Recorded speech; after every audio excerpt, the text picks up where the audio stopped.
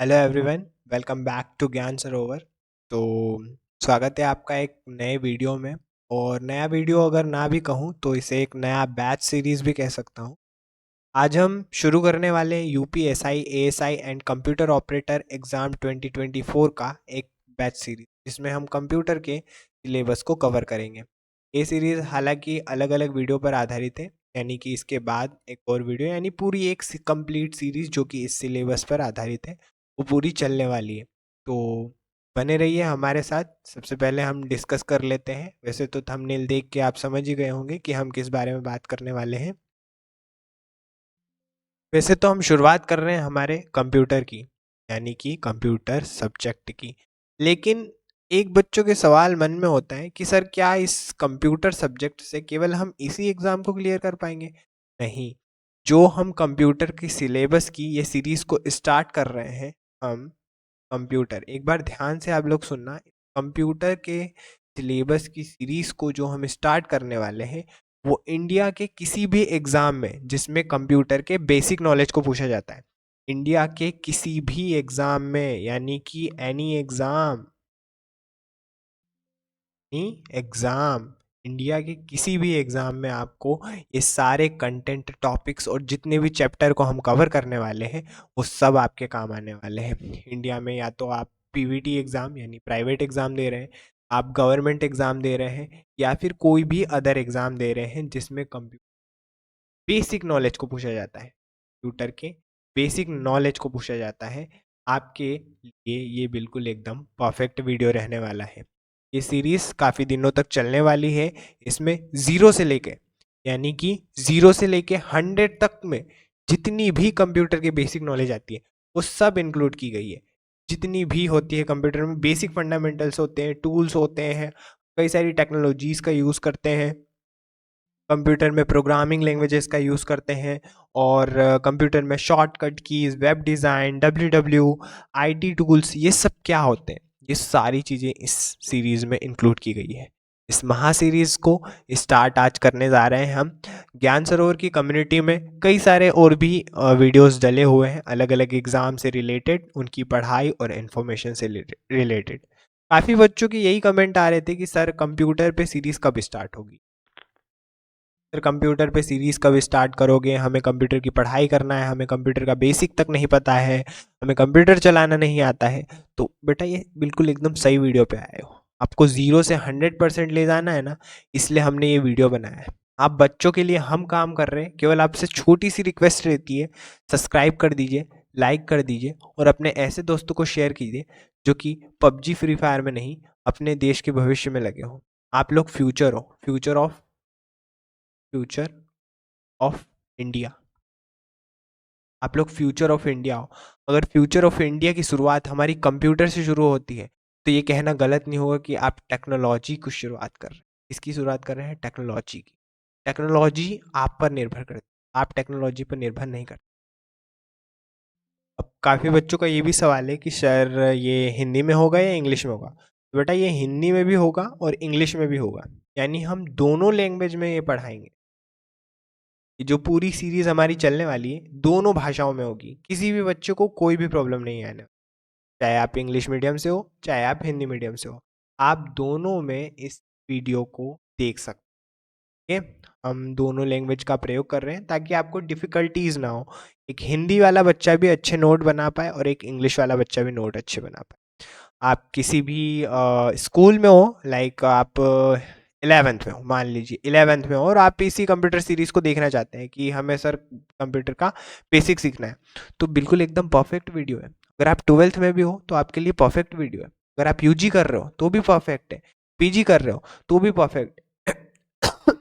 Sorry बच्चों, थोड़ा तबीयत ठीक नहीं है, क्या करें, आपके लिए वीडियो तो बनाना पड़ेगा।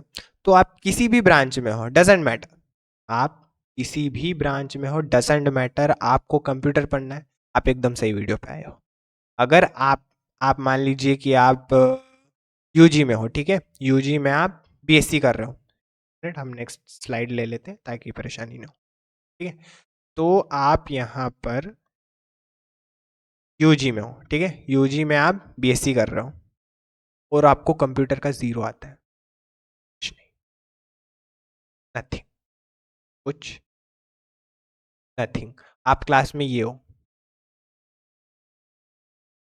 ठीक है। क्लास में आपका परसेंट ये नॉलेज परसेंट कितना है कंप्यूटर में, केवल कंप्यूटर में। अभी हम दूसरी बात नहीं करेंगे, अभी हम केवल कंप्यूटर की बात कर रहे हैं, ठीक है। कंप्यूटर में आपका नॉलेज 0% है। फिर क्या हुआ?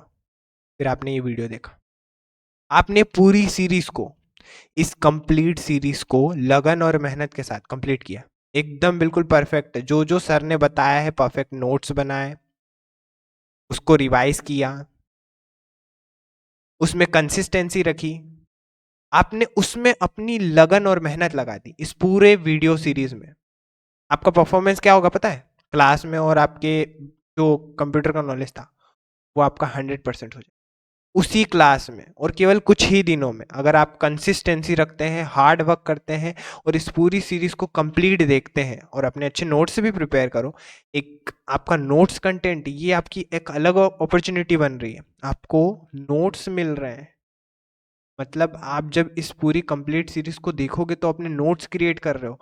पता है नोट्स कहाँ कहाँ कहाँ कहाँ काम आएंगे आपको? आपको गवर्नमेंट एग्जाम में काम आएंगे, आपको अपनी कंप्यूटर से कोई रिलेटेड तैयारी करनी है, आपको डाउट है, आपको अगर कंप्यूटर चलाना तक नहीं आता है, आप इस सीरीज के बाद उसमें इतना अवेयर हो जाओगे कि हाँ अब मुझे कंप्यूटर के बारे में काफ़ी कुछ पता है, मैं कंप्यूटर की फील्ड में या फिर कंप्यूटर के सब्जेक्ट्स में अच्छा खासा नॉलेज गेन कर लिया है, अब मैं इसमें नंबर एनहेंस कर सकता हूँ। अगर 0% वाला बच्चा है ना, इस वीडियो के बाद मैं 100% गारंटी देता हूँ कि वो अपनी क्लास में बेटर परफॉर्मेंस करेगा, जितना था उससे कहीं ज़्यादा वो अपनी क्लास में बेस्ट परफॉर्म। बस आप लोगों से एक छोटी सी गुजारिश है कि आप चैनल को सब्सक्राइब कर दीजिए, लाइक कर दीजिए और अपने दोस्तों के साथ शेयर भी करिए, ताकि उन बच्चों को भी पता चल सके कि कोई महा सीरीज स्टार्ट हो रही है कंप्यूटर की। और पूरे यूट्यूब चैनल पर, हालांकि आप बोलोगे कि सर ये तो सब बोलते हैं, मैं दावा कर रहा हूँ 100% का, आप चैनल को पता है याद करके अनसब्सक्राइब कर देना अगर ये बात गलत निकल जाए। याद करके अनसब्सक्राइब करके जाना इस चैनल को कि हमको इस चैनल पे नहीं पढ़ना है। अगर ऐसा हुआ, दो चांसेस है।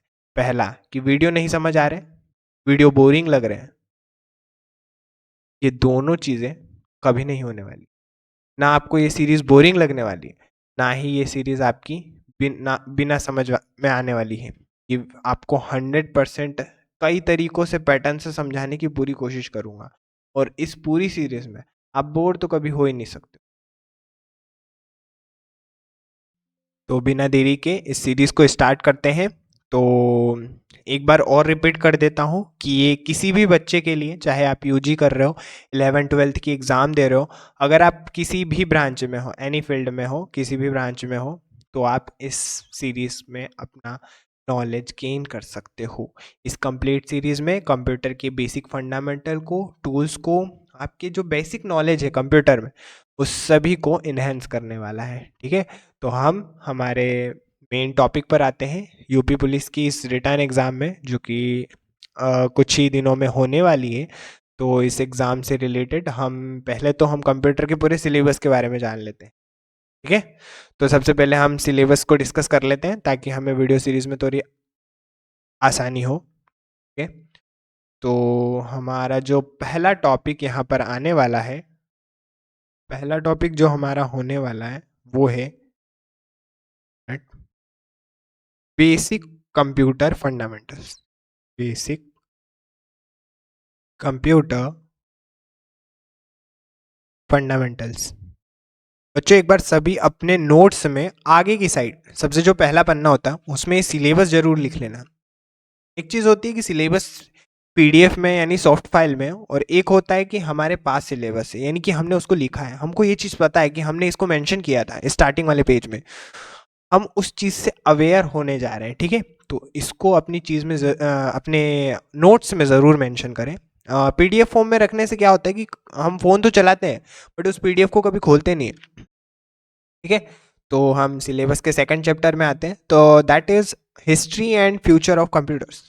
History and future of computer. थोड़ा शॉर्ट फॉर्म में चल रहा हूँ, ठीक है, बाकी तो आप बच्चे समझदार हो।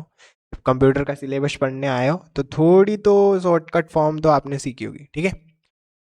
तो जल्दी से बच्चे इसको कमेंट करके बताओ थर्ड चैप्टर को कि ये जो मैंने ओ एस लिखा है इसका फुल फॉर्म क्या होता है, ठीक है। जल्दी से कमेंट करिए, तब तक मैं चौथा यहाँ पे चैप्टर लिख देता हूँ, ठीक है। जल्दी से बच्चे कमेंट कर दो क्योंकि उसका आंसर चाहिए। अगर आप यहाँ पे पढ़ने आए हैं तो कम से कम मुझ आपको इतना तो पता होना चाहिए कि ओएस क्या होता है, ठीक है। बाकी मैं यहाँ पे अपने फोर्थ चैप्टर का जब तक नाम लिख लेता हूँ ताकि आपको कोई भी परेशानी ना आए और एकदम सही से चले। तो सभी बच्चे वीडियो पॉज भी कर सकते हैं, कोई दिक्कत नहीं है। वीडियो हमने डाली ही इसलिए है ताकि आप पॉज करके भी उस कंटेंट को, उस टॉपिक को अच्छे से रिवाइज कर पाओ, ठीक है। तो ओएस का जो फुल फॉर्म होता है वो होता है ऑपरेटिंग सिस्टम। तो हमारा जो थर्ड चैप्टर होने वाला है वो होने वाला है operating system and basic of Windows. Operating system and basic of Windows. अब यहाँ पे ओएस तो है, काफ़ी बच्चों को पता भी होगा कि ऑपरेटिंग सिस्टम में कई सारे होते हैं। जैसे पहला तो हो गया विंडो हो गया, फिर लाइनक्स हो गया, फिर हमारा जीएनयू हो गया, मैक ओएस हो गया। तो ये कई सारे ऑपरेटिंग सिस्टम है, लेकिन केवल हम इसमें विंडो को कवर करेंगे, ठीक है, जो मेनली यूज़ होता है। बाकी भी ऑपरेटिंग सिस्टम के बारे में जानकारी रखना अच्छी बात होती है, लेकिन हम हमारे सिलेबस के अकॉर्डिंग विंडोज़ यानी कि हम बेसिक को सीखेंगे। हमने स्टार्टिंग में भी बात की थी कि हम कंप्यूटर के बेसिक नॉलेज को सीखेंगे, बट हाँ, विंडोज़ को हम पूरे तरीके से कवर करेंगे। इसमें हम ऑपरेटिंग सिस्टम और बेसिक ऑफ विंडोज़ पूरे तरीके से कवर करेंगे, ठीक है। फिफ्थ चैप्टर में चलते हैं। तो हमारा फिफ्थ चैप्टर होने वाला है कंप्यूटर एब्रिविएशन। कंप्यूटर एब्रीविएशन, ठीक है। तो हम फिफ्थ चैप्टर में कंप्यूटर एब्रीविएशन से रिलेटेड जितनी भी चीज़ें होंगी उन सबको पढ़ेंगे, ठीक है। अब आता है हमारा माइक्रोसॉफ्ट ऑफिस। ये वैसे तो काफ़ी इम्पॉर्टेंट टॉपिक है, ये वाला जो हमारा चैप्टर होने वाला है काफ़ी आईएमपी होने वाला है। इसके बारे में हर बच्चे को अच्छे से जानकारी होना चाहिए। अगर आप कंप्यूटर चलाते हैं, आपके पास लैपटॉप है, आपको पहले से आता है, तो भी आपने कभी काफ़ी सारे बच्चे होंगे, जैसे हम मान लीजिए हमारे पास 100% बच्चे हैं जो इस सीरीज़ को देख रहे हैं, उसमें से 50 से 60% ऐसे बच्चे होंगे जिनके पास लैपटॉप होगा, कंप्यूटर होगा। 50% जिनके पास कंप्यूटर होगा, लैपटॉप होगा, लेकिन कभी भी उन्होंने माइक्रोसॉफ्ट को सीखने की कोशिश नहीं की। माइक्रोसॉफ्ट ऑफिस पूरा लिख देता हूँ। माइक्रोसॉफ्ट ऑफिस को सीखने की कोशिश नहीं की होगी, या तो कंप्यूटर में गेम खेला होगा, या तो पेंटिंग की होगी, या तो नॉर्मली गेम में जो भी एप्लीकेशन सॉफ्टवेयर होते हैं उसको चलाया होगा, लेकिन माइक्रोसॉफ्ट ऑफिस को सीखा नहीं होगा। जबकि सबसे ज़्यादा ज़रूरी होता है प्राइवेट जॉब्स में। प्राइवेट जॉब्स में सोचते हैं कि काम बहुत करवाते हैं, तो काम इन्हीं चीज़ों पे करवाते हैं। एमएस वर्ड हो गया हमारा, पावर पॉइंट प्रेजेंटेशन हो गया हमारा, या फिर हमारा एक्सेल हो गया। ये सारी चीज़ें माइक्रोसॉफ्ट ऑफिस के अंदर आती हैं और इसको सीखना बहुत ज़्यादा ज़रूरी होता है। हमारी सीरीज़ में आपको कई सारी अपॉर्चुनिटीज़ मिल रही हैं, आपको अलग अलग फील्ड के बारे में, अलग अलग एप्लीकेशन जॉब के बारे में पता चल रहा है।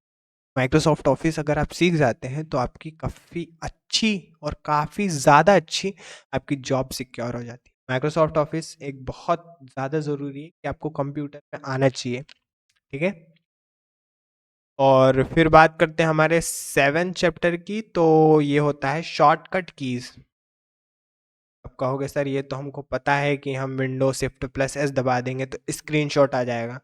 तो बेटा स्क्रीनशॉट तो आ जाएगा तुम्हारा, लेकिन विंडो में कई सारे शॉर्टकट कीज़ होते हैं, या फिर मैं कहूँ कि एक पीसी में कई सारे शॉर्टकट कीज़ होते हैं। उन सबको हम 7 चैप्टर में कवर करेंगे, ठीक है। चलते हैं हमारे अगले पॉइंट की तरफ, जो कि होने वाला है basic knowledge of internet use. Basic knowledge of internet use, ठीक है। इंटरनेट को किस तरीके से यूज़ किया जा सकता है, आखिर वर्क क्या है, और इंटरनेट बना क्यों है, मतलब इंटरनेट से रिलेटेड जितना भी बेसिक नॉलेज होगा वो सारा हम कवर कर देंगे।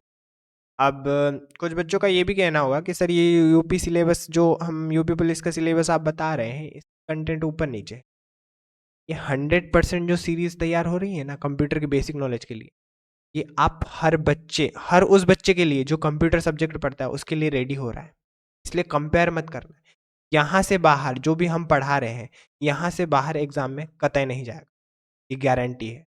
तो ये मेरी और ज्ञान सरोवर की पूरी कम्युनिटी की गारंटी है कि इस पूरे कंटेंट या जितने भी चैप्टर हम पढ़ा रहे हैं इस सीरीज में, उनसे बाहर नहीं जा। तो मैं एक काम करता हूँ, नेक्स्ट स्लाइड ले लेता हूँ ताकि थोड़ा हमको इजी पड़े। हमारा 7 टॉपिक हो गया, आई थिंक 7 चैप्टर, 8 चैप्टर हो गया, ठीक है। तो हम चलते हैं 9th में। तो जो हमारा 9th चैप्टर होने वाला है, 1 मिनट ये सर्कर थोड़ा चले जाता है, थोड़ा ऑनलाइन रिकॉर्ड कर रहा हूँ ये मैं सीरीज। ओके, सो 9th वाला जो हमारा चैप्टर होने वाला है वो होगा computer communication and internet. Computer communication and internet, ठीक है, इंटरनेट। अब इंटरनेट के यूज़ तो हमने ऊपर वाले चैप्टर में ऑलरेडी पढ़ने ही वाले हैं, बट हमें एक और यहाँ पर दिया गया है chapter computer communication and internet, इसको भी हम पढ़ेंगे। अब जो हमारा 10वां चैप्टर होने वाला है वो बेस्ड है प्रोग्रामिंग लैंग्वेज पर। प्रोग्रामिंग लैंग्वेज पर पता है, हम जो सिलेबस पढ़ रहे हैं उसमें कई सारे ऐसे चैप्टर हैं जो हमें अलग अलग फील्ड पर ले जाते हैं। प्रोग्रामिंग लैंग्वेज पता है कंप्यूटर की बहुत ज़्यादा इंपॉर्टेंट फील्ड है। ये ज़्यादातर जो जॉब्स होती हैं वो प्रोग्रामिंग लैंग्वेज पर भी बेस्ड होती है। कंप्यूटर की जो शुरुआत होती है वो प्रोग्रामिंग लैंग्वेज से ही होती है। हम प्रोग्रामिंग लैंग्वेज के ओवरव्यू, इंट्रोडक्शन, उसके बेसिक हिस्ट्री और जितनी भी चीज़ें प्रोग्रामिंग लैंग्वेज में बेसिक तौर पर आनी चाहिए किसी भी एग्ज़ाम में, किसी भी एग्ज़ाम में। मैं बार बार यही वाली चीज़ रिपीट कर रहा हूँ, एनीवन यानी कि किसी भी एग्ज़ाम में इसमें कंप्यूटर सब्जेक्ट है, उसमें प्रोग्रामिंग लैंग्वेज से रिलेटेड सवाल पूछे जाएंगे। यानी कि हम अगर कोई सी भी ब्रांच से हैं, हम मान लो कि आ, एक बच्चे ने कमेंट किया है कि सर आप बार बार वही चीज़ रिपीट कर रहे हैं। मैं इसलिए रिपीट कर रहा हूँ क्योंकि इस सीरीज़ को चलाने वाले आप ही हैं। हमको केवल वीडियो बनाना है, लेकिन वीडियो में सपोर्ट किससे मिलेगा? आप लोगों से। आप अगर इस वीडियो को सपोर्ट करेंगे, आप इस वीडियो पर लाइक करेंगे, तभी हम इस वीडियो की सीरीज़ को आगे बढ़ा पाएंगे। अगर आप लोग सपोर्ट नहीं करेंगे तो हम इस सीरीज़ को आगे नहीं बढ़ा पाएंगे। केवल आपके छोटे से सपोर्ट की ज़रूरत है। आपको लाइक करना है, सब्सक्राइब करना है और शेयर करना है, ठीक है। अब इससे हम टॉपिक पर आते हैं। जो हमारा 11th वाला चैप्टर है उसका नाम है 11th and application net technology. Application application net technology, ठीक है, एप्लीकेशन नेट टेक्नोलॉजी। जो हमारा 12वां चैप्टर होने वाला है वो होने वाला है web design. This is one of the my favourite, क्योंकि मुझे इसे पढ़ाने में, हालांकि पूरे सिलेबस को पढ़ाने में काफ़ी मज़ा आने वाला है, लेकिन ये मेरा बहुत ज़्यादा मेन सब्जेक्ट होने वाला है। मुझे इसमें बड़ा मज़ा आता है पढ़ाने में। इसमें हम HTML, CSS एंड जावास्क्रिप्ट जैसी प्रोग्रामिंग लैंग्वेजेस को कवर करेंगे। हालांकि वेब डिज़ाइनिंग में इस सिलेबस में कितना कवर किया गया है, हमारे इसमें केवल फ्रंट एंड लैंग्वेज को कवर किया गया है, ठीक है। केवल और केवल हम फ्रंट एंड लैंग्वेजेस को सीखेंगे। हम जब प्रोग्रामिंग लैंग्वेजेस से अवेयर होंगे तब हम इस चैप्टर की शुरुआत करेंगे, ठीक है। और हमारे सिलेबस के अकॉर्डिंग भी यही दिया गया है कि केवल प्रोग्रामिंग लैंग्वेज और उसके बाद अवेयरनेस के बाद आप वेब डिज़ाइनिंग के तौर पर। 13 नंबर के चैप्टर में दिया गया है basic software and hardware. Basic software and hardware hardware and their functionality और इनकी उपयोगिता की, ठीक है। हमारे 14th नंबर का जो चैप्टर है वो होगा नेटवर्किंग। कंप्यूटर पढ़ रहे हैं, ऑब्वियस ही बात है नेटवर्किंग तो आएगा ही। बिना नेटवर्किंग के कंप्यूटर एक दूसरे से कनेक्ट कैसे होंगे? इसमें हम कई सारी कंप्यूटर नेटवर्क लेयर्स के बारे में पढ़ेंगे, ट्रांजिस्टर वगैरह के बारे में पढ़ेंगे, ठीक है, सारी चीज़ आएगी। 15th नंबर के चैप्टर में हम WWW, आपका वो रेसलिंग वाला नहीं है, ये दूसरा वाला WW है, ठीक है। तो ये मत समझना कि सर क्या रेसलिंग वगैरह सिखा रहे हैं क्या। तो हमारा यहाँ पे होने वाला है www और एक यहाँ है वेब ब्राउज़र। काम करता हूँ, लिख ही देता हूँ, नहीं तो कहोगे सर ये क्या सिलेबस समझा है। तुमको कोई दिक्कत नहीं हो, बाकी हमको डबल टैप भी करना पड़े तो हम राज़ी हैं, ठीक है। यहाँ पे www एंड वेब ब्राउज़र। सभी बच्चे एक बार कमेंट कर दीजिए कि www का फुल फॉर्म क्या है, ठीक है। वीडियो को पॉज कर दीजिए, सोचिए, थोड़ा दिमाग में प्रेशर डालिए, क्योंकि ये एक ऐसा मतलब पॉइंट या फैक्ट कहना चाहिए जो कि हमें स्कूल टाइम पे पता चल जाता है। तो पॉज करिए, अगर नहीं आ रहा तो मैं बताता हूँ। का जो फुल फॉर्म होता है वो वर्ल्ड वाइड वेब लिख देते हैं। हालांकि हम उसमें जाते वक्त ज़रूर पढ़ेंगे ये चीज़ें, बट ये है कि ओवरव्यू होना चाहिए, बच्चे थोड़ा सा अवेयर हो जाए। एक मिनट, वर्ल्ड वाइड वेब, ठीक है। तो यहाँ पे हमारा जो www का फुल फॉर्म होता है वो होता है वर्ल्ड वाइड वेब, ठीक है। चलो 16 नंबर के हमारे अगले चैप्टर पर आते हैं। तो 16th नंबर पे हमारा जो चैप्टर है वो है IT tools and business system. IT tools and business system, ठीक है। इसमें हम आईटी टूल्स, इंफॉर्मेशन टेक्नोलॉजी, यहाँ पे आईटी का जो फुल फॉर्म होता है वो होता है इंफॉर्मेशन टेक्नोलॉजी। ये छोटी छोटी जो फुल फॉर्म्स हैं वो हमको याद होनी चाहिए किसी भी एग्ज़ाम में, किसी भी एक हम बेसिकली हम कंप्यूटर की बात ना करें, किसी और सब्जेक्ट की भी बात करें, तो कई सारे शॉर्ट फॉर्म दिए होते हैं कि ये शॉर्ट फॉर्म क्यों दिए जाते हैं, उनके बारे में हमको जानकारी होना चाहिए। अगर वो चैप्टर का नाम ही क्यों, क्योंकि इसमें आईटी लिखा है, तो ऐसा नहीं कि अगर वो इन्फॉर्मेशन टेक्नोलॉजी लिखता तो यहाँ गलत होता, वो भी सही होता, ठीक है। अगला जो 17th नंबर का चैप्टर है वो है introduction to multimedia. Introduction to multimedia. अब ये आपका सोशल मीडिया नहीं है, मल्टीमीडिया है, ठीक है। तो ये नहीं समझना कि सर अब इंस्टाग्राम पे फोटो डालेंगे, ऐसा नहीं होना। मल्टीमीडिया हम एक अलग कंटेंट है, ठीक है, उसके बारे में पढ़ेंगे। तो हमारा 18th नंबर का जो हमारा टॉपिक है, सॉरी चैप्टर है, पता है 18th नंबर वाला आप सब लोगों का बहुत ज़्यादा फेवरेट है। मेरा तो यार ठीक है, मैं तो कंप्यूटर से ही हूँ, तो मेरा तो काफ़ी ज़्यादा फेवरेट है, बट आप लोगों का ज़्यादा फेवरेट है। चैट जीपीटी सबने चलाया, बस इस चैप्टर में वही करने वाले, चैट जीपीटी बना डालेंगे। तो इसमें हम पढ़ने वाले हैं ईटी यानी एमर्जिंग टेक्नोलॉजीज। ये एक आर्टिफिशियल टेक्नोलॉजी होती है, ठीक है। ध्यान रखना, हम 18th नंबर के चैप्टर में मेनली हम आर्टिफिशियल इंटेलिजेंस पे फोकस करेंगे, यानी कि एआई पर। और उसके बाद हम एक और चीज़ देखेंगे जो कि मोबाइल कंप्यूटिंग, मोबाइल कंप्यूटिंग। फिर इसके बाद हम ग्रीन कंप्यूटिंग, यहाँ पे मैं लिखते चलता हूँ क्योंकि चैप्टर बड़ा है तो हमें पूरा लिखना पड़ेगा।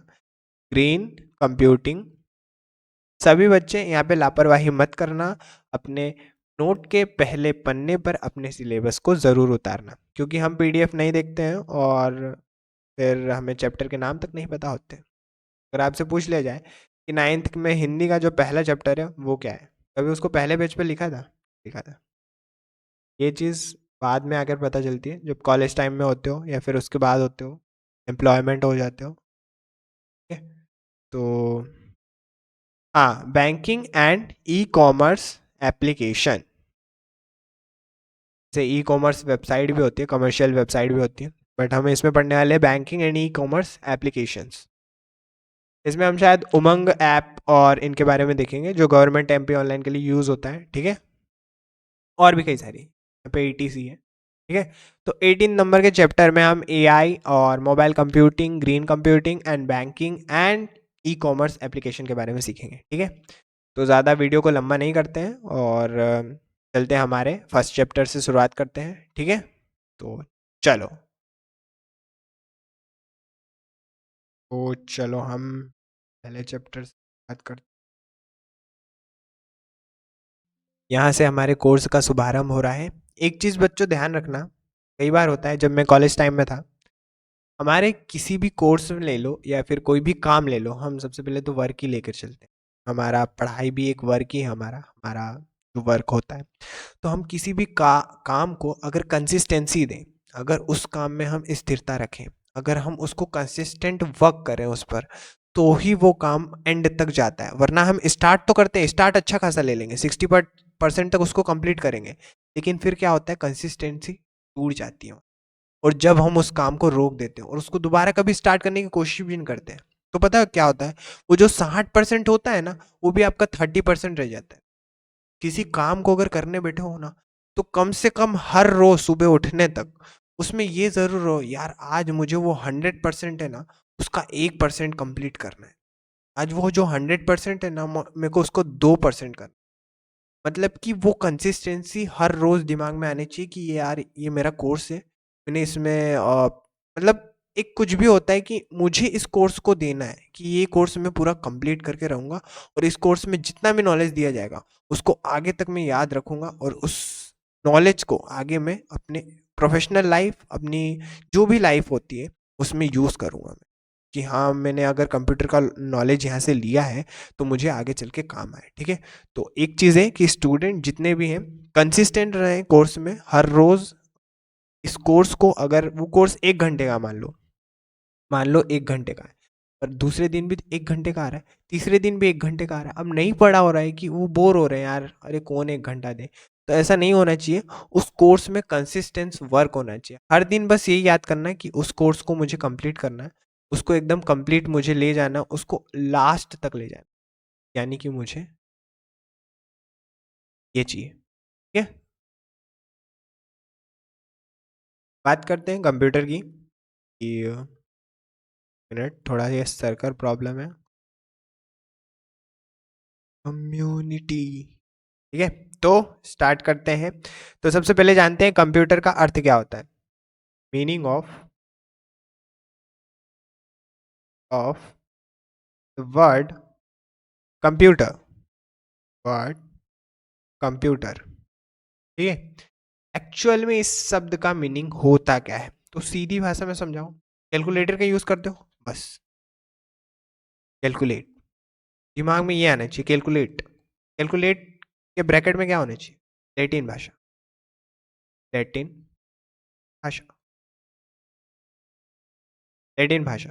कैलकुलेट के बाद लैटिन भाषा दिमाग में आना चाहिए। जब भी हम कंप्यूटर के इस सिलेबस को पढ़ेंगे हमारे दिमाग में यही आना चाहिए।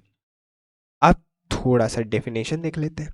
The word computer is derived, the word computer is derived from the word compute.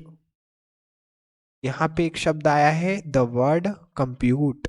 Compute का अर्थ क्या होता है, कंप्यूट का अर्थ होता है गणना करना, किसी चीज को कैलकुलेट करना, यानी कि the word is derived from the word compute of the Latin language. आ गया, गणना करना का मतलब कैलकुलेट करना, और कंप्यूट कहाँ से आया है, लैटिन भाषा के, जिसका अर्थ होता है to calculate. That is why computer is called computer. Computer को एक्चुअल में पहले कैलकुलेटर कहा गया था, कैलकुलेटर, क्योंकि ये क्या करता था, गणना करता था। कैलकुलेटर क्या करता है, गणना करता है। लैटिन भाषा के ग्रीक शब्द के कंप्यूटर शब्द से बना है, और जिसका अर्थ होता है गणना करना, जिसका अर्थ होता है गणना करना, इसलिए कंप्यूटर को संगणक या गणक कहते हैं। अब यहाँ दो वर्ड आ रहे हैं, संगणक एंड गणक।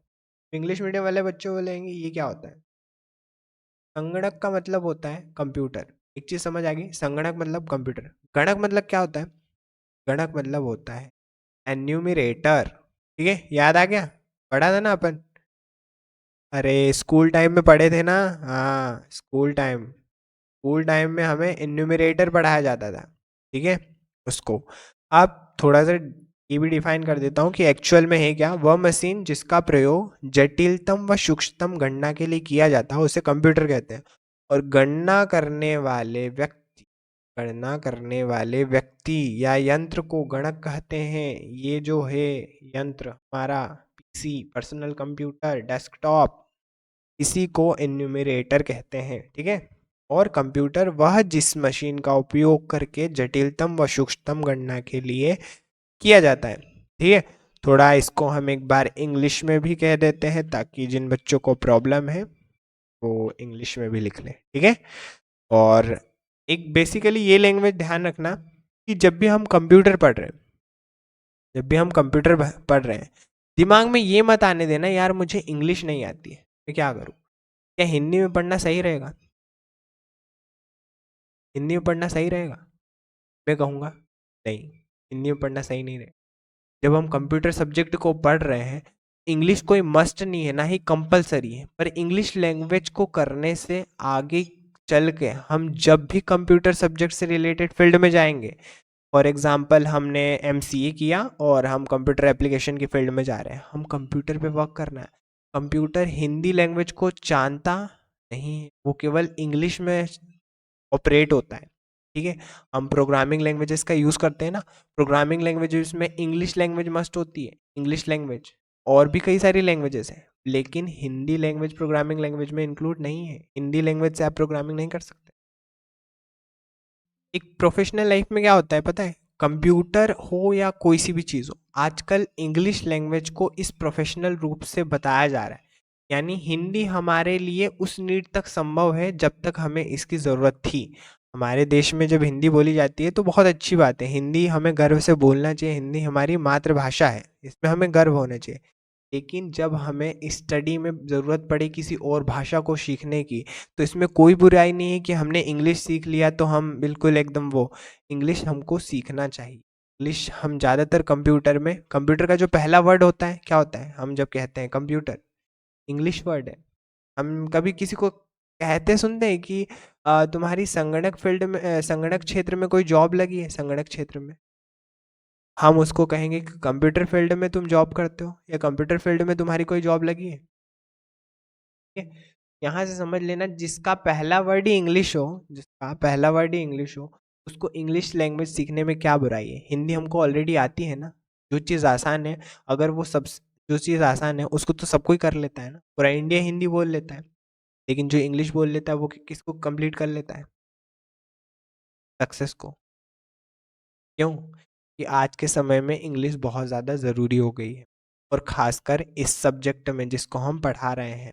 हम अगर meaning of the word computer कह रहे हैं तो इसमें कोई बुराई नहीं है कि हिंदी मीडियम वाला बच्चा नहीं सीख सकता, वो भी सीख सकता है, उसको भी पता है meaning of the word computer, मतलब कंप्यूटर शब्द का अर्थ क्या होता है। इसी प्रकार से इंग्लिश लैंग्वेज को हर चीज़ में इंक्लूड करना, हिंदी लैंग्वेज जहाँ पे ज़रूरत हो वहाँ पे निर्भर, जहाँ पे ज़रूरत हो वहाँ बोलो, लेकिन इसी प्रकार से इंग्लिश लैंग्वेज के भी लिए होना चाहिए कि हमें यहाँ ज़रूरत है तो हमें इसके लिए पढ़ना है, हमको अगर कंप्यूटर सीखना है तो हमें इंग्लिश पढ़ना है, दैट इज़, बस समझ गए तुम लोग। तो बेसिकली कहने का मतलब यही है कि जहाँ ज़रूरत हो वहाँ उसका उपयोग करना अच्छी बात, ऐसा नहीं है कि हम इंग्लिश सीख लेंगे तो हमारे लिए बहुत ज़्यादा बुरा हो जाएगा, ठीक है। तो आगे चलते हैं, तो आगे बढ़ने से हम चलते हैं इन्वेंशन ऑफ कंप्यूटर। कंप्यूटर का आविष्कार किसने किया था? इन्वेंशन ऑफ कंप्यूटर, कंप्यूटर का आविष्कार किसने किया था, कंप्यूटर के जनक कौन है? तो इन्वेंटर ऑफ फादर, यानी कि फादर ऑफ कंप्यूटर, जो कि थे हमारे चार्ल्स भैया। कौन थे? Charles, Charles Babbage. चार्ल्स भैया का जो पूरा नाम है वो चार्ल्स बेबेज। बेसिकली ये इंग्लैंड में थे, सॉरी अभी तो नहीं है, इंग्लैंड में थे, इनका जन्म इंग्लैंड में हुआ था और ये इंग्लैंड के रहने वाले भी थे। वे एक गणितज्ञ थे, दार्शनिक थे, कंप्यूटर फर्स्ट टाइम इन्होंने क्रिएट किया था।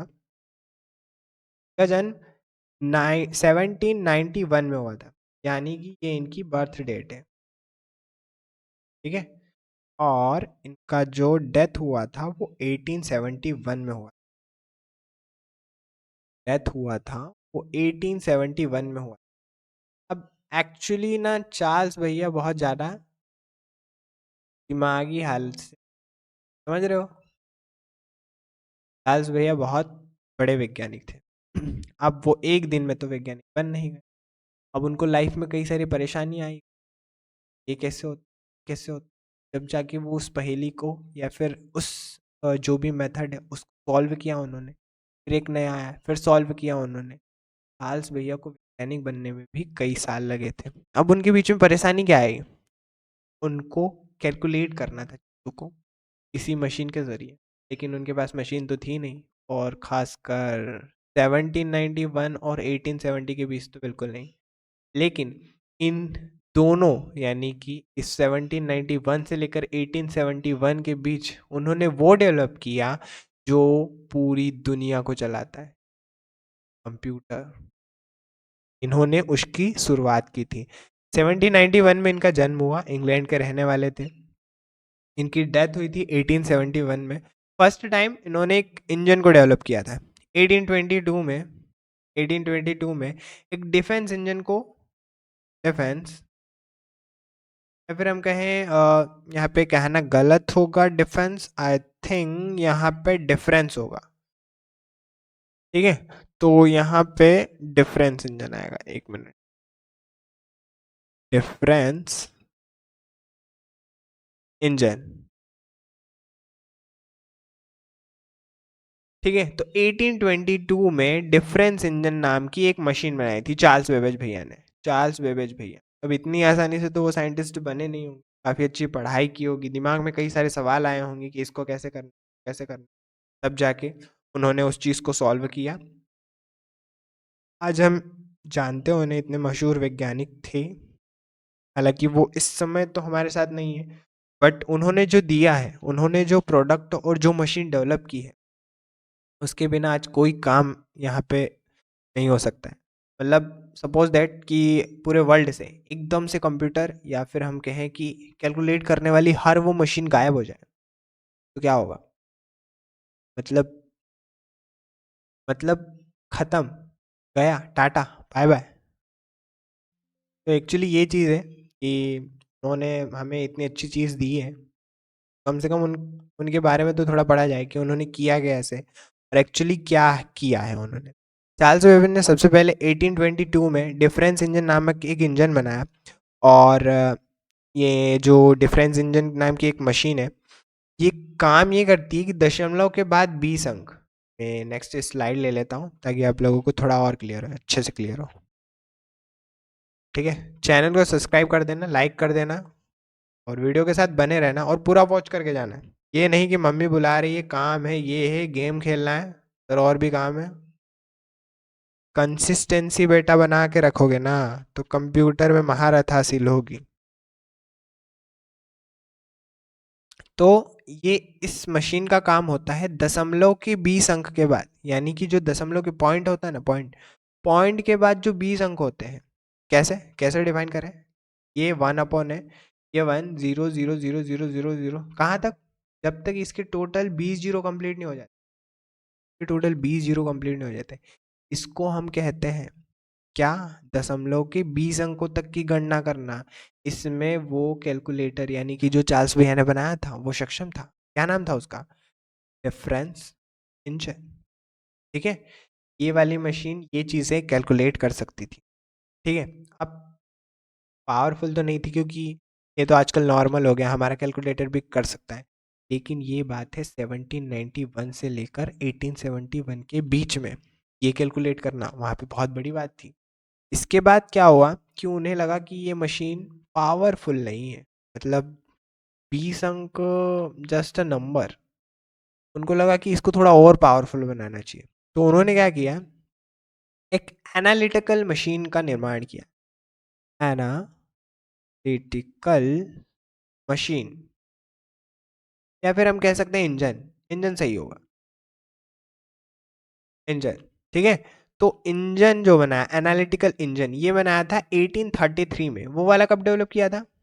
1822 में। ये कब डेवलप किया? 1833 में, यानी कि 10 ईयर्स के डिफरेंस में। तो उन्होंने एक ऐसी मशीन बनाई या फिर कहें कि ऐसा इंजन बनाया उन्होंने जो डाटा के इनपुट और आउटपुट के लिए पंच कार्ड का उपयोग करता था। किसका उपयोग करता था? Punch card.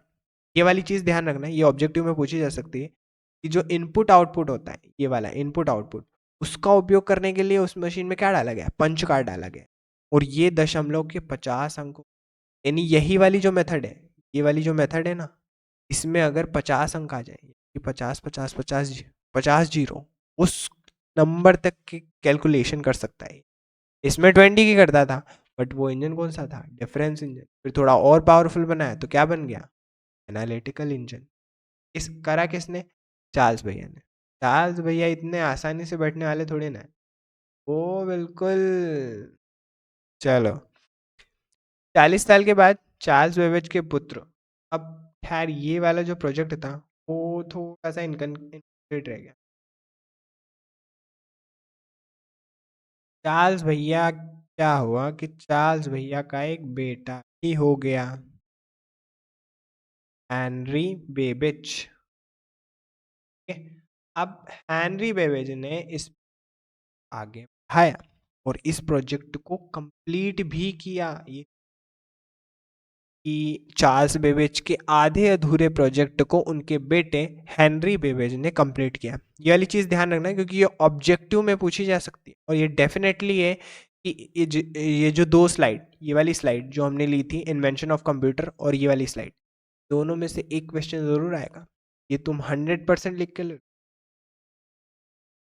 दादा 100% आएगा बच्चे। ये वाला हमको ज़रूर पढ़ना है। कि एक बार फिर से रिपीट कर देता हूँ।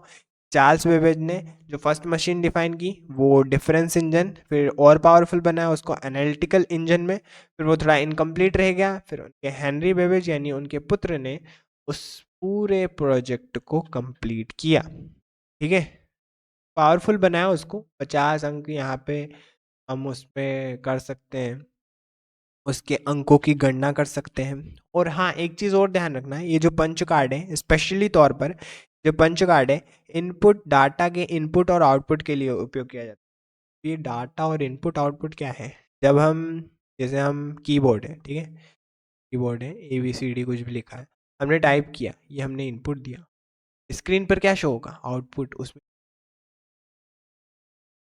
दैट उसमें क्या उपयोग होता था, पंच कार्ड उपयोग होता था उस टाइम पे। और ये लगाया किसने था, चार्ल्स बेबेज ने। ठीक है, वाला कंप्लीट हो गया। अब थोड़ा सा देखते हैं। अब हमने फादर तो पढ़ लिए, हमने फादर तो पढ़ लिया भैया कि फादर कौन। अब बारी है, तो अब बात करते हैं मदर ऑफ द कंप्यूटर की। अब ऐसा नहीं है कि किसी प्रोडक्ट या किसी डिवाइस के मदर और फादर दोनों होते हैं, बट हमारे हिस्ट्री में ऐसा लिखा गया है। ठीक है, तो चलते हैं। तो हम अब बात करते हैं mother of the computer. Mother of the computer. ठीक है, जैसे आप लोगों के मम्मी पापा हैं तो उनके भी मम्मी पापा हैं। ठीक है, तो मदर ऑफ द कंप्यूटर कहा गया है एडा लवलेस को। अब ये एडा लवलेस है कौन, क्या पढ़ा रहे हैं आप, अजीब अजीब बातें किया करते हैं, अजीब अजीब वैज्ञानिकों के नाम लिया करते हैं। ठीक है, तो एडा लवलेस, हालांकि ये एडा लवलेस नहीं है, ये तुम हो तो अजीब अजीब सवाल कर रहे हो। ठीक है, तुमको भी साइड में बना देता हूँ कि आखिर सर ये है कौन। ठीक है, तो एडा लवलेस है कौन। एडा loveless mother of the programming कहा जाता है। ये पॉइंट्स लिख लेना, पॉइंट्स यहाँ पे इंपॉर्टेंट है, ये जो भी बता रहा हूँ। Mother of programming. ठीक है, मदर ऑफ प्रोग्रामिंग। राइटिंग पे मत जाना, केवल कंटेंट और अपने रिव्यूज पे जाना। और हाँ, एक चीज़ ज़रूर ध्यान रखना, यहाँ पे अगर कोई भी दिक्कत हो तो तुम मुझे कमेंट करो अगले वीडियो में। अगर वो चीज़ मुझसे छूट रही है और वो चीज़ गलत हो रही है तो मैं उसको अगले वीडियो में सुधारूँ। ठीक है, कोई भी कभी छोटा नहीं होता है। अगर आप यूजी में कर रहे हो और सपोज दैट आपको पता ही नहीं है कि एक्चुअल आपको कंप्यूटर ही नहीं पता है, मतलब कंप्यूटर से आप कभी अवेयर ही नहीं हो। अगर आपको 11 साल के कोई बच्चे ने बता दिया कि कंप्यूटर की ये डेफिनेशन होती है, तो आप छोटे नहीं हो, कुछ चीज़ सीख। गुरु कभी ये नहीं होता है कि वो एकदम बड़ा ही हो हमसे, बिल्कुल एकदम बूढ़ा हो, दाढ़ी वाड़ी हो, एकदम चश्मा लगा के स्केल लेके आए कि हाँ भैया ये होता है तो इसकी चीज़ सीख लो। नहीं, ऐसी चीज़ नहीं है। हमें अगर कोई भी चीज़ नई सीखने को मिल रही है ना, और किसी से भी सीखने को मिल रही हो, वो किसी भी मतलब कुछ भी हो सकता है, वो 5 साल का बच्चा भी हो सकता है, अगर उससे नई चीज़ सीखने मिल रही है कि आपने कुछ नया किया हो, आपने किसी से कुछ सीखा, अब आप उनको 4 लोगों को नए नए को बता सकते हो कि हाँ मैंने ये सीखा। अब वो किसी और 4 को बता सकता है। नॉलेज बांटने से बढ़ता है। ठीक है, लग गए थे अपन। तुम लोग ना कंटेंट से भटका देते हो एकदम। चलो चलो चलो चलो चलो, फटाफट। मदर ऑफ प्रोग्रामिंग इन्हें कहा जाता है। First computer programmer, first computer programmer, और एक चीज और इन्हें कहा जाती है first lady computer programmer, first lady computer and programmer as it is इसको, ठीक है। इन्हें एक और चीज कहा जाती है, इन्हों मदर ऑफ द कंप्यूटर, जो कि हमने ऊपर लिख दिया ऑलरेडी कि एडा लवलेस को मदर ऑफ द कंप्यूटर कहा जाता है, ठीक है। और इन्होंने क्या किया था कि चार्ल्स भैया ने तो बना दिया कि हाँ भैया ये कंप्यूटर है, लेकिन उस टाइम पे जो कंप्यूटर एक्चुअल था वो था कैलकुलेटर, यानी कि चार्ल्स भैया ने किसका निर्माण, कैलकुलेटर का। अब उन्होंने कैलकुलेटर को इस फॉर्म में बनाया कि उसको नाम दिया कंप्यूटर, लेकिन उस कंप्यूटर में और फंक्शनैलिटी को ऐड कर उस पर कोड लिखा गया, उस पर कोड लिखा गया ताकि उसकी फंक्शनैलिटी अच्छे से रन हो सके, ठीक है, कि फंक्शनैलिटी अच्छे से रन हो सके। और ये सब काम किया किसने किया, एडा लवलेस ने किया, इन्होंने किया। पहली लेडी कंप्यूटर प्रोग्रामर थी जो कि जिन्होंने फर्स्ट टाइम किसी कंप्यूटर पर कोड लिखा था। उस टाइम तो वैक्यूम और कई सारी ऐसी टेक्नोलॉजी का यूज़ होता था जो कि आज के समय में अवेलेबल ही नहीं है। तब तुम देखते अगर 10 MB की ये वाली अगर फाइल है, आज कितनी है, आज ये भी है डॉट डॉट है या फिर इससे भी छोटा, मतलब 10 MB को ले जाने में इतनी बड़ी स्टोरेज, और आज इससे भी कई लाख गुना छोटा, इतने में तो शायद चिप आ जाती है, शायद मेरे पास ही पड़ी है 256 GB की चिप पड़ी है, इतनी पहले 10 MB आती थी, मान लो कि एक कमरे के बराबर है। खैर ज़्यादा आगे नहीं जाते हैं अपन, अगली ओर चलते हैं। एक छोटा सा नोट भी लिख लेना, ये जानकारी आपको अच्छी लगेगी और ये जानकारी से पूछा जरूर जा सकता है, कुछ ना कुछ पूछा गया तो ठीक, वरना अपनी नॉलेज के लिए, ठीक है। तो एक कंप्यूटर साक्षरता दिवस होता है, थोड़ा सा इससे हटके है बट सिलेबस में इंक्लूड है, सिलेबस में इंक्लूड है। कंप्यूटर कंप्यूटर लिटरेसी डे, बार बार एक कर्सर छूट जाता है यार, कमेंट बॉक्स में एक बार कमेंट करना अच्छे कर्सर के लिए। नोटपैड से परेशान हो गया मैं, एक नया लेना पड़ेगा। तो हाँ, computer literacy day, computer literacy literacy day, ठीक है। कंप्यूटर लिटरेसी डे मनाया जाता है 2 दिसंबर को। कब मनाया जाता है, 2 दिसंबर को, ठीक है। अब ये तो हो गई मनाया जाता है, अब इसकी शुरुआत कब से हुई थी, 2001 से, 2001 से, यहाँ पे 1 कर लेना, ठीक है। 1, जब अपना मध्य प्रदेश और छत्तीसगढ़ डिवाइड हो गया था अलग अलग, 2000 में हुआ था ना, बस उसके 1 साल बाद लिटरेसी कंप्यूटर डे मनाया गया। खत्म खत्म कर दिया उन्होंने सब, कि हटाओ ये वो नहीं, अब कंप्यूटर लिटरेसी डे मनाएंगे। एक्चुअली होता क्या है कंप्यूटर, थोड़ा सा एक छोटा सा नोट्स यहाँ पे ओपन कर लेते हैं, थोड़ी इसकी जानकारी होनी चाहिए हमें, सिलेबस से हट के नहीं है, सिलेबस में इंक्लूड है। थोड़ा सा ये वाला क्या है कि क्या सर पढ़ा रहे हो, ये तारीख वारीख की जानकारी दे रहे हो, तो ये एक छोटा सा मैं इंट्रो दे देता हूँ इसका।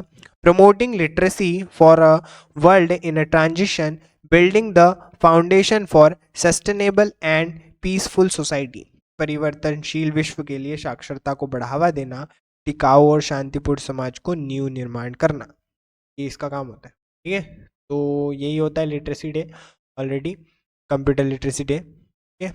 नेक्स्ट हमारे आते हैं कंप्यूटर डेफिनेशन पर। अब हमने कंप्यूटर का मीनिंग तो समझ लिया, बट कंप्यूटर की डेफिनेशन एक्चुअल क्या है, कंप्यूटर की परिभाषा क्या होती है, कंप्यूटर एक्चुअल में होता क्या है, ये तो पता कर चल गया, काम क्या करता है, होता क्या है। तो कंप्यूटर एक ऐसी डिवाइस है, ऐसी इलेक्ट्रॉनिक डिवाइस है जो गणितीय व तार्किक गणनाएं करती है। यहाँ पे दो चीजें, गणितीय एवं तार्किक। अब गणितीय एवं तार्किक मतलब लॉजिकल एंड मैथमेटिकल, लॉजिकल और मैथमेटिकल गणनाएं यानी कैलकुलेशंस को परफॉर्म करना।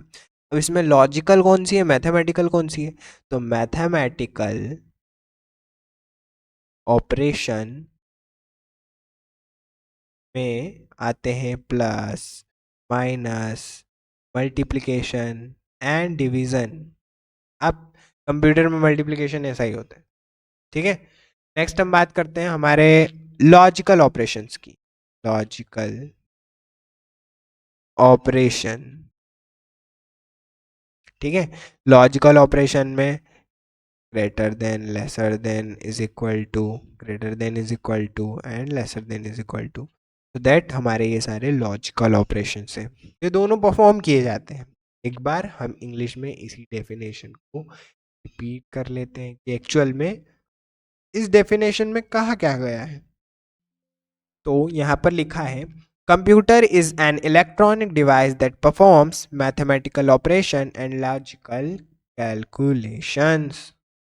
लॉजिकल कैलकुलेशन, वैसे ना सिलेबस में एक चीज़ दी गई है कि बच्चे को उस हर एंगल से यहाँ पर देखा गया है जहाँ वो अगर ज़ीरो पर भी है ना, वो समझ में आए उस, क्या मतलब समझ में, यहाँ क्या दिक्कत क्या हो रही है कि गणितीय एवं तार्किक लिखा है, तो ऐसा नहीं है कि गणितीय एवं तार्किक को समझना है। मैथमेटिकल ऑपरेशन हमने स्कूल लाइफ में पढ़ा है ना, मैथमेटिकल ऑपरेशन, उसी में लॉजिकल ऑपरेशन भी यूज़ होता है। सिलेबस को करा क्या गया है, जब हम किसी अनदर फील्ड में जाते हैं पर चीज़ें वही सीख के जाते हैं, होता क्या है, उसको केवल एक नया रूप दिया जाता है। हमने ऑलरेडी ये वाली चीज़ें पढ़ी है स्कूल लाइफ में, लेकिन इस कंप्यूटर में क्या कह दिया गया, ये मैथमेटिकल ऑपरेशन होगी, ये लॉजिकल ऑपरेशन। हम क्या है, ये तो हमारे ऑपरेशन से मैथमेटिक्स में परफॉर्म किए जाते हैं, हमने इससे 2+2 किया है इक्वल टू 4 आया है, तो दैट इज उन्होंने क्या किया, ये हमारी मेथड हो गई, हमने ये किया, हमने कंप्यूटर को ये दिया कि हमको ये करके दो, उन्होंने हमको क्या दिया, result, that is the calculate, calculation, calculation, ये उन्होंने प्रोवाइड किया हमको। तो ये किसने किया, पीसी ने किया। पीसी पीसी पीसी यानी पर्सनल कंप्यूटर, सॉरी, है ना, तो हम कंप्यूटर भी बोल सकते हैं, पीसी भी बोल सकते हैं, ठीक है। तो हमारा हाँ कैलकुलेशन हो गया, ठीक है।